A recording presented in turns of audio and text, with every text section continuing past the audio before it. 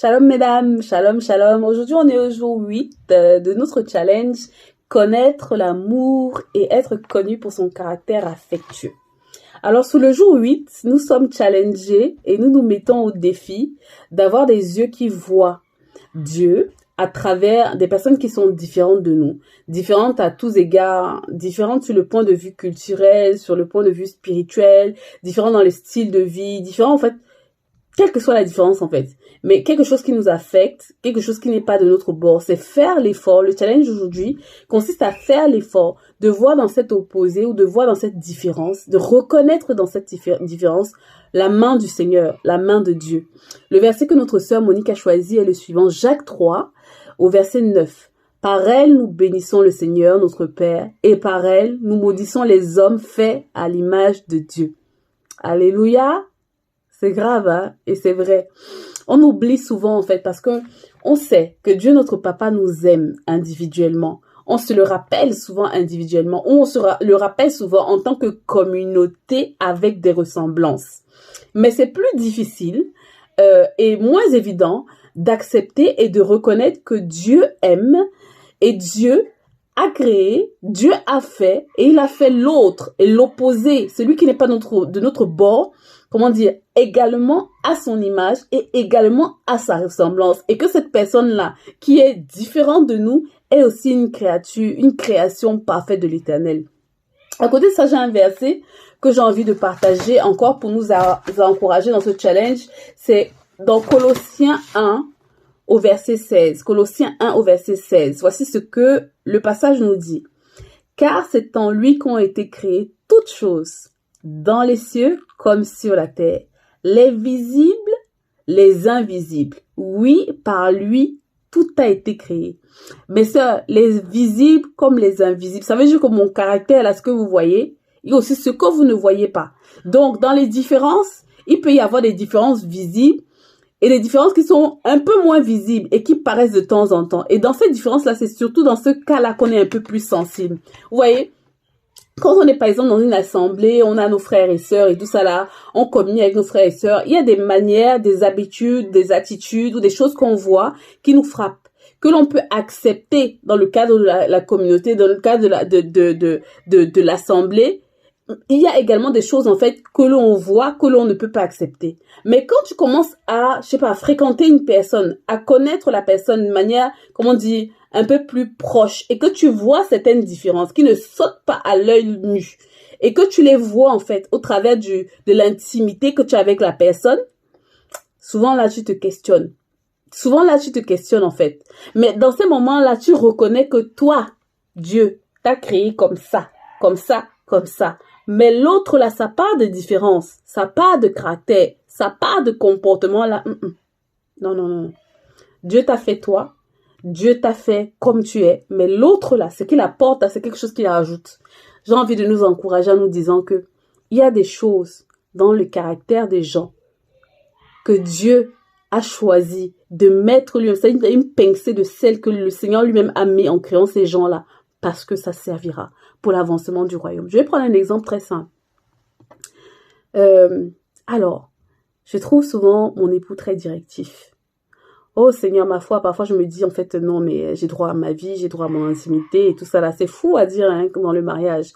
Parfois je me dis toutes ces choses-là et je me dis non, mais c'est bon quoi, et tout, et tout, et tout. Oui, mais au bout d'un moment, il faut arrêter. Ça... Il est dans la rigidité parfois un peu. Il est dans un carré. Et moi, je suis plutôt le rond, vous voyez un peu. Il est dans un carré bien précis. Et il arrive des situations, comme par exemple des situations financières, dans lesquelles tu te dis, mince quoi.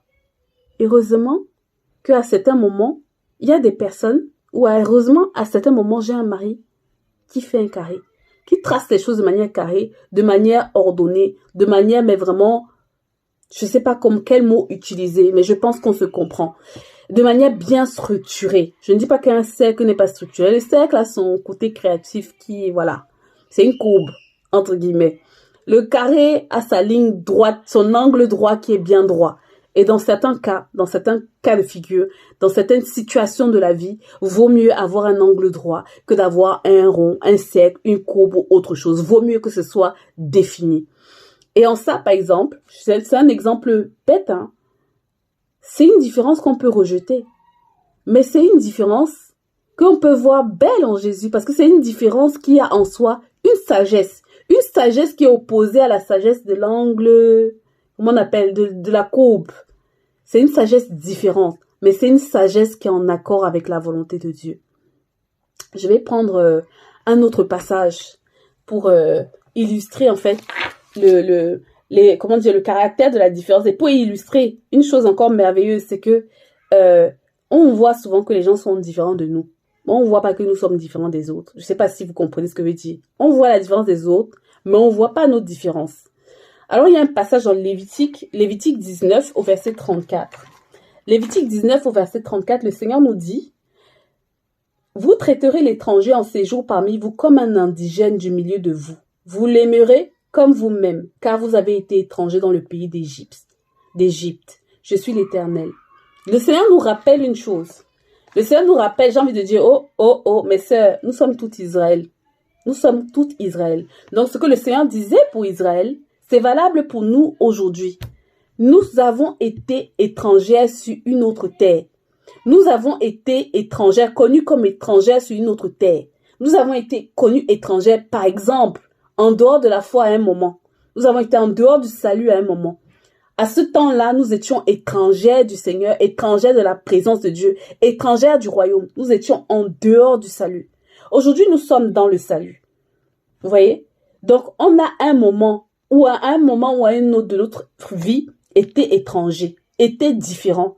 En vertu de ça seulement, en fait, on doit pouvoir aimer l'étranger, le traiter comme indigène de nous-mêmes, lui donner, étendre notre amour jusqu'à l'étranger et l'aimer comme on souhaiterait être aimé.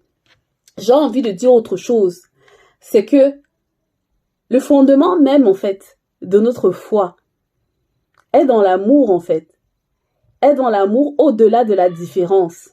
Le Dieu qui était saint a aimé des enfants qui n'étaient pas saints, a aimé des enfants qui étaient pécheurs.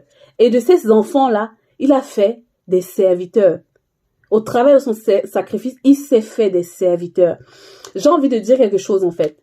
Quand tu entends serviteur, en fait, c'est une place glorieuse, non? Au devant du Seigneur. Ça a l'air d'être une place petite, mais c'est également une place glorieuse. Disons ceci. Quelqu'un qui m'est étranger peut m'apporter quelque chose que je n'ai pas, justement parce que cette personne est différente de moi. Et c'est aussi, en fait, le trésor du corps de Christ. C'est-à-dire qu'il y a la main, il y a le pied, il y a le bras, il y a les yeux. C'est-à-dire c'est une tonne de différences que le Seigneur a assemblées et il s'est mis à la tête de ces différences. La première personne à la tête de la différence, c'est l'Éternel. Rappelons-nous ça en regardant notre prochain, en se disant, Dieu a créé toutes choses. Et nous savons que quand il créait le Père, à chaque fois il disait, et j'ai vu, et Dieu vit, et la parole dit, Dieu dit que cela était bon. Il vit que cela était bon. Que cela était bon. Aimer les différences des autres ou choisir de voir Dieu dans les autres, au travers des autres qui sont différents de nous, c'est choisir d'établir le caractère parfait de Dieu dans ce qu'il a créé. C'est accepter ça. C'est aimer Dieu à l'étendue des différences qu'il a créées. C'est élargir, étendre, agrandir sa tente pour aller au-delà de ce qu'on connaît et embrasser ce qu'on ne connaît pas. En ayant la foi que seulement parce que Dieu a créé cette chose, aussi différente de moi soit-elle, il y a quelque chose de bon dedans. Je vais nous encourager. Je vais prendre un exemple encore. Au travail, hein. Par exemple. Oh là là, Seigneur mon Dieu. Parfois, il y a des gens, tu te dis, mais la personne se sort même d'où? C'est passé comment? Qu'est-ce que tu as dans la tête? Et tout, et tout, et tout. Et tu vois en fait toutes les différences de la personne que en général, tu abordes comme des limites. Mais si tu veux te placer d'un point de vue humble, et si tu veux regarder en fait avec d'autres yeux, avec les yeux du Saint-Esprit, tu verras autre chose que les différences, comment on appelle ça en fait, qui sont rédhibitoires pour toi en fait. tu découvriras autre chose que les différences rédhibitoires. Et peut-être même que tu verras des différences que le Seigneur t'expose pour qu'à la lumière de l'Esprit de Dieu en toi, tu puisses agir. Pour que tu puisses agir. Je veux nous encourager aujourd'hui en fait à bénir la différence de l'autre, à bénir l'œuvre de Dieu dans la différence de l'autre, à bénir et à reconnaître l'œuvre de Dieu dans la différence de l'autre. C'est très difficile. C'est très difficile. Mais Dieu a créé toutes choses. Le riche, le pauvre. Quelqu'un connaît ce passage-là, hein? Je ne vais pas le chercher pour nous. Mais il a créé toutes choses. Colossiens 1,16 nous le dit bien. Car c'est en lui qu'ont été créées toutes choses dans les cieux comme sur la terre. Mes sœurs, c'est pas juste que c'est lui qui a créé. C'est en lui, en Jésus, en Dieu, dans le Saint-Esprit, par la puissance du Saint-Esprit. En lui ont été créées toutes choses dans les cieux comme sur la terre, les visibles comme les invisibles. Ça veut dire en fait que nos yeux ne sont même pas suffisamment calibrés pour voir la profondeur de tout ce que Dieu a créé et pour capter toutes les différences que Dieu a créées. Donc, si on veut commencer en fait à entrer en désamour pour la différence, il faut